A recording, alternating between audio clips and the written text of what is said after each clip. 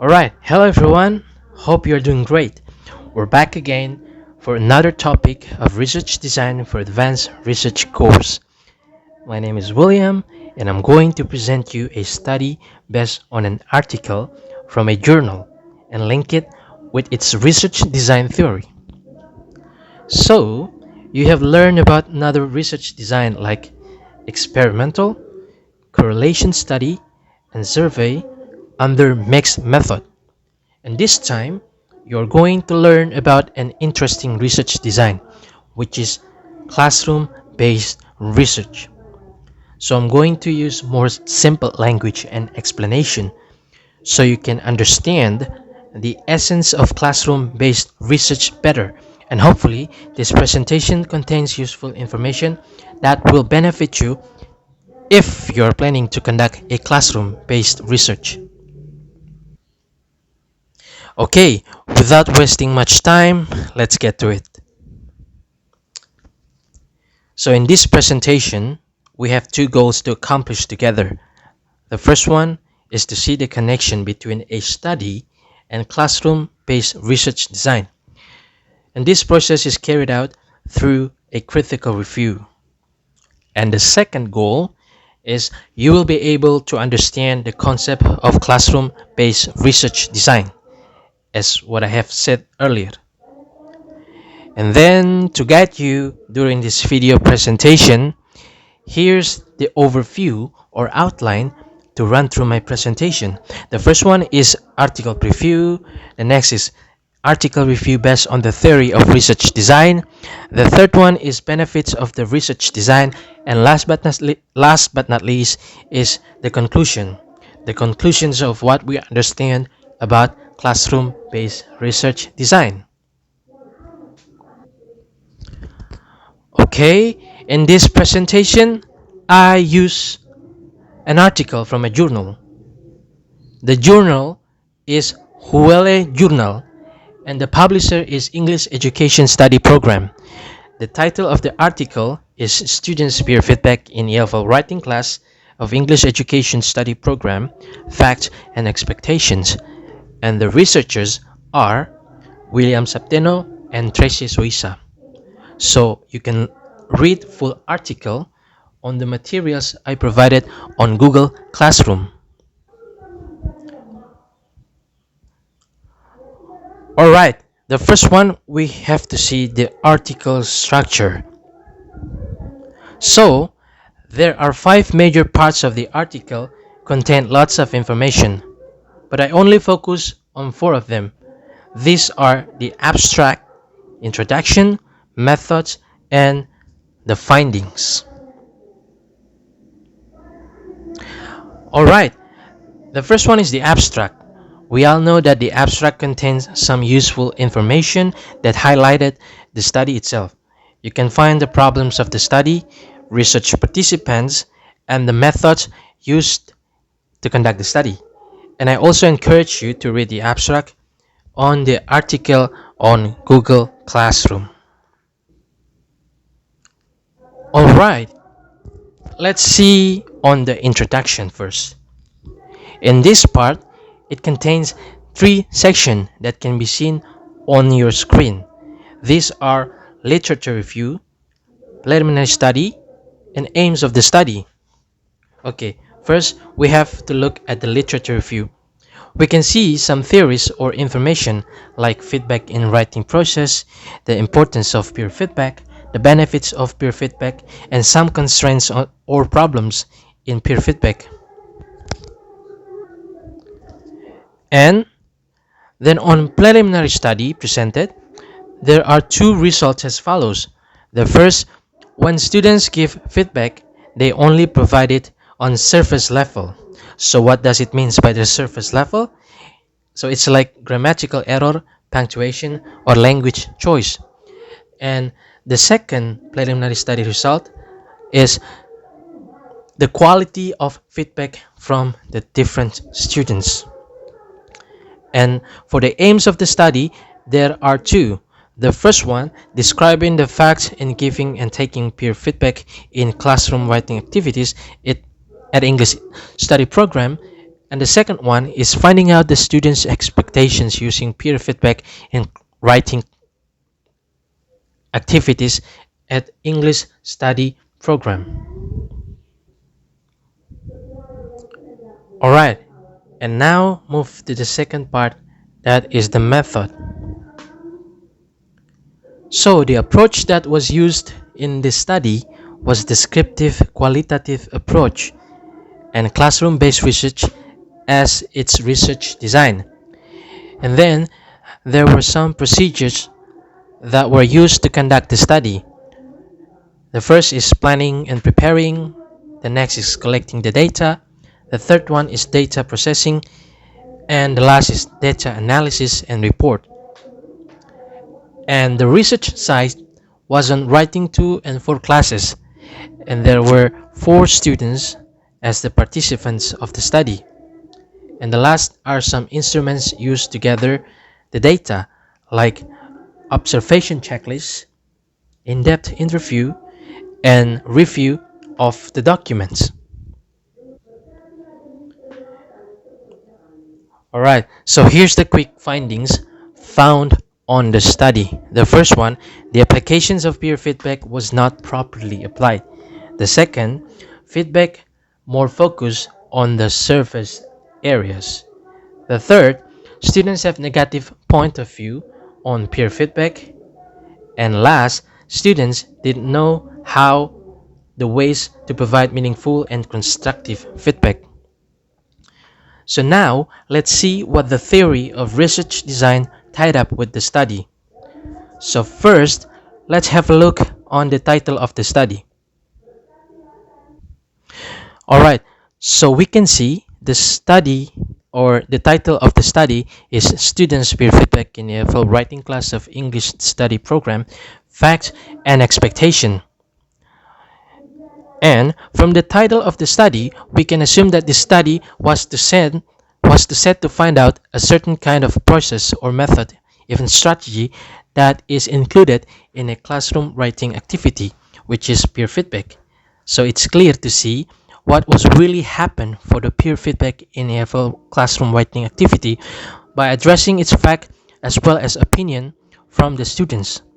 So it's unlike other study which aim to assess correlation among variables or to establish a possible cause and effect from variables. We can also see that the study seems to focus on social phenomenon in a classroom. Because when we're talking about peer feedback or feedback in general, we talk about social condition or interaction, which the appropriate approach to study to do a research in the fields is qualitative approach. Another interesting thing that the study claimed to use classroom-based research as its research design, which we already seen in some slides before. And next, from the aims of the study, if we pay attention, we can see obviously that this study only focused, as I said before, was on social interaction, students' knowledge and skill, as well as their behavior when they are assigned to give and receive peer feedback. Alright, let's see what the theory says about this. So Miller 2016 says that qualitative approach confined largely to the social sciences. It makes no attempts to define and quantify the factors of variables to be examined. This approach is exploratory.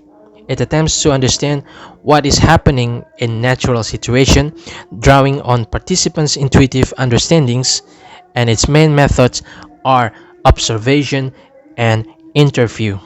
So this means that any interaction inside the classroom could be studied under qualitative approach, as the study above aims to describe the facts that happened in the process of peer feedback in EFL writing class with possible exploration in everything like its rationale, the procedure, the trainings for peer feedback, and of course using observation and interview as its technique of data collection, and have wider exploration at its research design. Now, there is a question that needs to be answered together.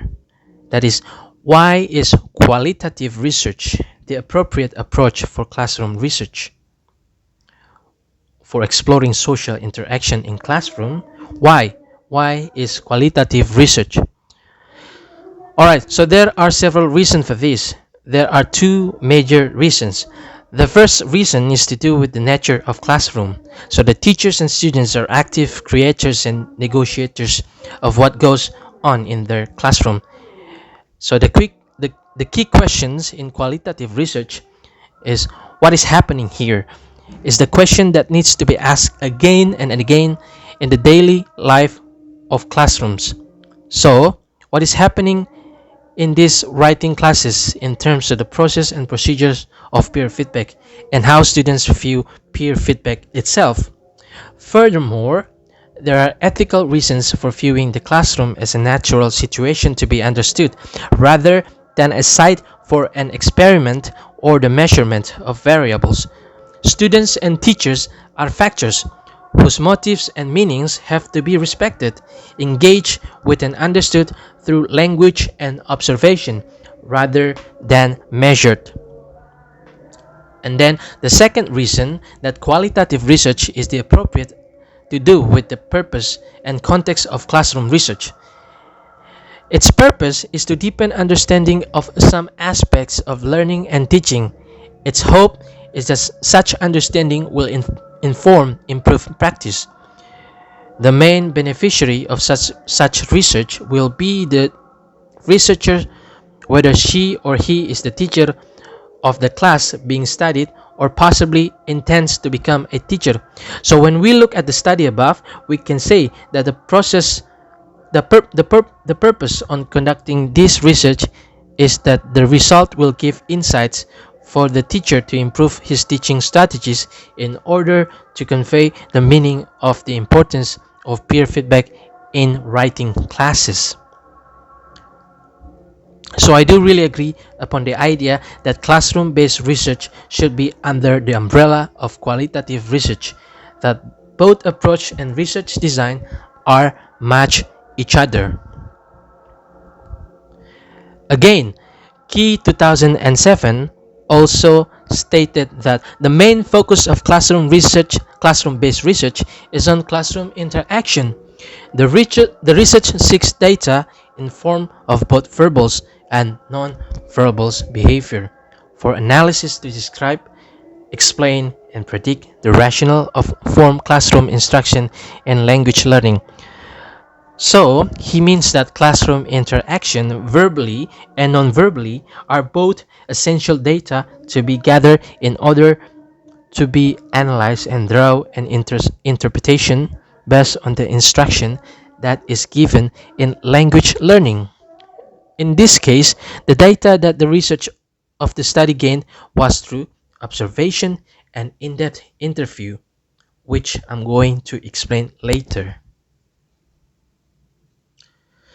And then, in line with some explanation before, Cooper, Barton, and TPR Group 2009 also stated that the classroom-based research attempts to discover the impact of intervention made in the classroom. So it researches students' knowledge, skills, and attitudes. So what they means by impact of intervention here. For example, we can look on our study above. The teacher applied peer review strategy so that his students' writing could be improved using peer feedback. This study also seeks students' understanding of peer feedback itself through their opinion. So the classroom-based research want to see the results of impact of the strategy or method that the teacher used in their classroom. And then I found another additional similar things highlighted by Castolas and Lamerer 2015. They said that classroom-based research is teacher-driven activity. The goal is to find out what works best in their classroom, improve practice, and make learning more effective. for the benefits of the students.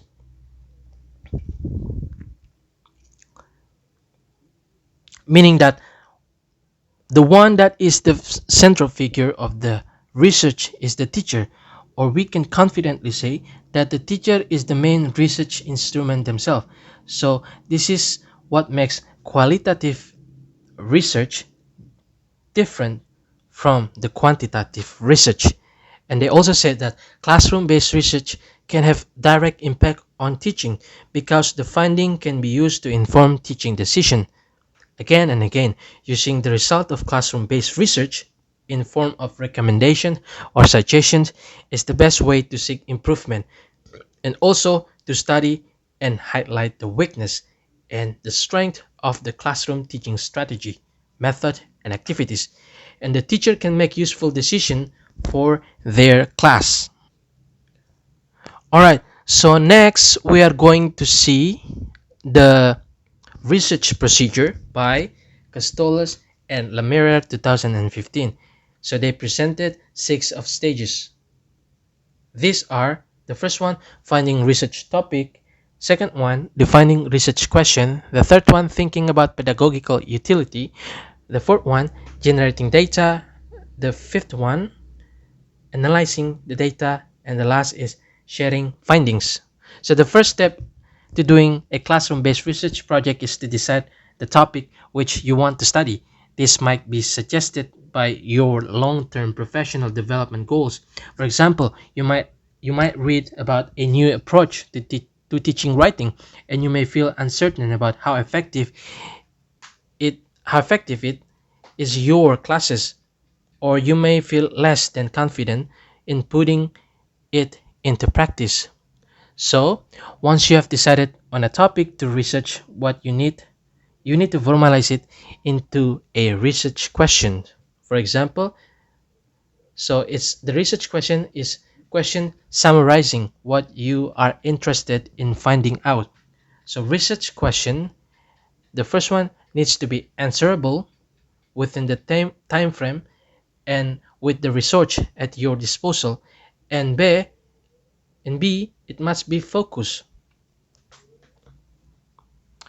So if we look at the study title before, which is Students' Peer Feedback in EFL Writing Class of English Study Program, Facts and Expectation, we can generate 3 types of research question that is answerable and focused. Like first, what are the students' opinion of peer feedback in classroom writing activities at English Study Program? Second, what are the facts in giving and receiving peer feedback in classroom writing activities in English Study Program? And the third research question is, what are the expectations proposed by the students at English Study Program regarding peer feedback in classroom writing activities? And after decided or composing the research questions, the third step is planning your classroom-based research project. One way to do this is to list all the people who might be affected by the project or the research or the study, and to describe how you accept that the project or the study will help them. This will most likely include yourself as a teacher who develops professionally. This should be also include the learners who should be benefit from participating in the project. You may also want to consider whether your colleagues in your school or in your professional community or other stakeholders might be interested in learning about your findings. And the next step is the generating the data. All right. So once you have decided on your research questions and have satisfied yourself with the projects is useful, you need to collect the data that will help you answer the questions. This involves deciding on the source of information and on the method of information collection. So some possible sources for collecting information include yourself, your students, your colleagues, the parents, or other stakeholders. And then information can be collected in a variety of ways, including questionnaire, surveys, interview student-generated data such as homework, assignments, narrative, test data, diaries, and journal. The next is analyzing the data, which I'm going to explain after this. And the last one is sharing findings. So the findings generated by such research projects might be relevant to other teachers working in similar situations. So it's therefore good practice to share the findings of classroom-based research. This can be done in a number of ways, ranging from completely informal to more formal outlets like in-house presentation or presentations in teacher conference, and other like reports to the school administrations or educational authorities. And you can also publish it in form of article in professional journal. Okay, so the next is the technique to gather or collect the data. According to Hopkins 2018, there are several instruments to collect the data. The first one, like field notes, the second one, audio tape recording, the third one, students' diaries, the fourth, interview, the next is questionnaires, the sixth is document evidence. When we look at the study above, indeed, the study only uses three kinds of data collection method because it is based on the needs of the research and what the data is needed in the study. It uses observation checklists and field notes, in-depth interview, and study of related document like students writing draft. And the last is the data analysis. So for classroom-based research design, it uses qualitative data analysis by Miles and Huberman 1994. These are, the first is data reduction, the second data display, the third conclusion and verification. So data reduction is defined as the selection process, concentrations of attention on simplification, and transformations of course data that arises from written records in the field. So reduction is done since the data collection begins by making a summary, creating cluster, writing memos, and so on, with the intentions of excluding irrelevant data or information. The second is the data display. So display data is the descriptions of a set of compiled information which provides the possibility of drawing conclusions and taking action. The presentations of qualitative data is presented in the form of narrative text. The presentation can also be done in form of matrices, diagrams, tables, and charts. And the last one is conclusion and verification. So this activity or this method is intended to find the meaning of data collected by looking for relationships, similarities, or differences. The conclusions is made by comparing the conformity of the statement of the research subject or participant with the meaning contained with the basic concept in the study. So verification is intended to ensure that the assessment of the data conformity with the intentions contained in the basic concept in the study is more precise and objective. Alright, and from the explanations that I have already presented, so there are some benefits of using classroom-based research as pointed by Costolas and Lamerer 2015. First, inform teaching decisions. So classroom-based research can have a direct impact on teaching because we can use the findings of our research project to inform our teaching decisions. For instance, we can find out more about the students' needs and aspirations, about what motivates them and what they find challenging, and more. This information can help us to plan our courses more effective, and it can also be used in form teaching intervention whenever necessary.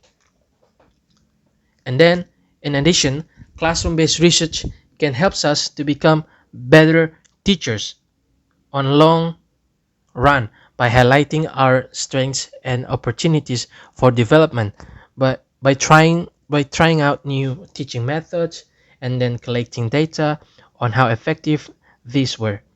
We can continue to develop professionally.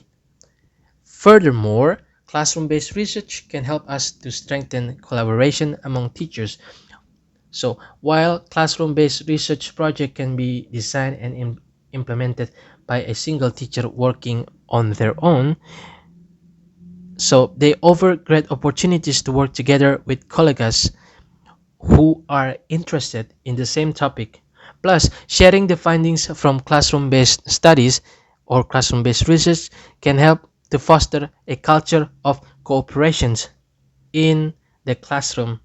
And last but not least, classroom-based research provides data-based evidence on effectiveness of different teaching methods. So such evidence can be very useful when arguing for extending or expanding successful programs. It can be equally helpful in deciding how effective educational policies are for the classes. So let's make a judgment because there is another question to answer before I conclude this presentation. The question is there any weakness of the study? So in my opinion, if we look at the procedure and data collection and its analysis found no weakness from the study because it followed the principle and guides of qualitative research as well as the procedure and techniques that available in classroom-based research design. So this makes this study as a handful reference for teachers who wants to conduct a research in their classroom in the similar topic.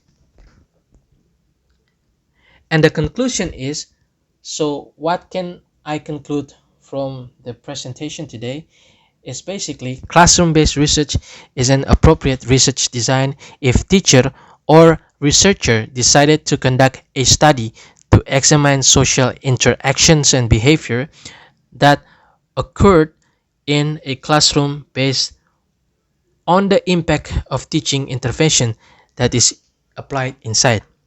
It's very simple but meaningful and powerful at the same time. So the findings of the study based in this research design can be used as information, suggestion, recommendation, even consideration to make a proper judgment of what is the best for the class, especially the students.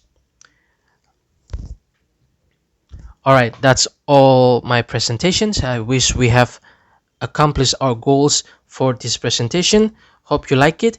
And if you have questions and suggestions, feel free to ask when we have discussion on Zoom meeting. Thank you so much and see you.